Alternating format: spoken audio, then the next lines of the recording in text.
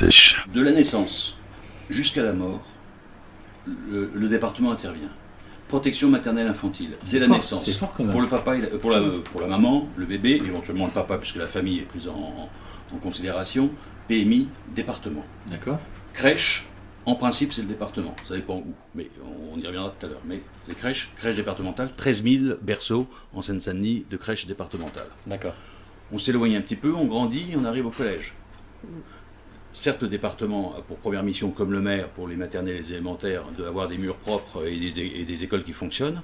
Mais si on ne vient pas accompagner ce qui se vit dans les écoles à travers des activités diverses, sportives, culturelles et autres, on est à côté de sa mission. Donc et l'adolescence, le collège, c'est l'âge critique où un certain nombre de choses se décident en termes d'orientation, d'échec scolaire ou au contraire de progrès dans les études. Après, vous grandissez un petit peu. L'insertion sociale et professionnelle, le RSA, social et professionnel, donc la formation qui va avec. Ouais. Là aussi, c'est déterminant dans la vie d'un adulte qui arrive sur le marché du travail, qui est formé, qui n'est pas formé, qui doit se former, etc. Bon, puis vous continuez, vous arrivez à la retraite, vous avez le maintien à domicile, vous avez tout ce qui est la dépendance, la vieillesse, solidarité. On peut retrouver, et donc là aussi, c'est la dernière partie de la vie dans laquelle le département est extrêmement présent.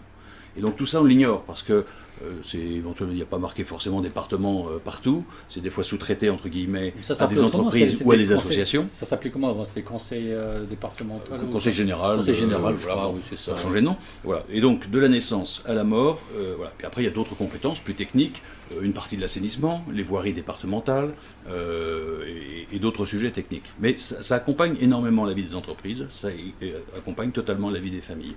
Et c'est complémentaire, effectivement, au travail des maires. Et à un moment donné, ce que je voudrais, c'est qu'au-delà de ces compétences-là et de l'intérêt qu'on doit y porter, c'est qu'on puisse davantage travailler en partenariat, et non pas le département dans un coin et les mairies du leur.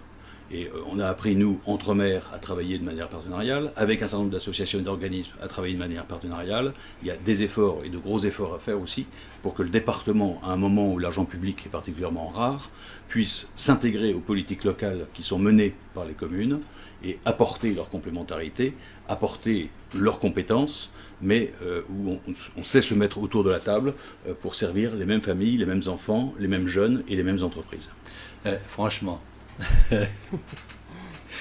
si on m'avait présenté le départemental comme ça à l'époque, je vous jure, j'aurais été voté directement à tous les départementales. Ah, c'est important, oui.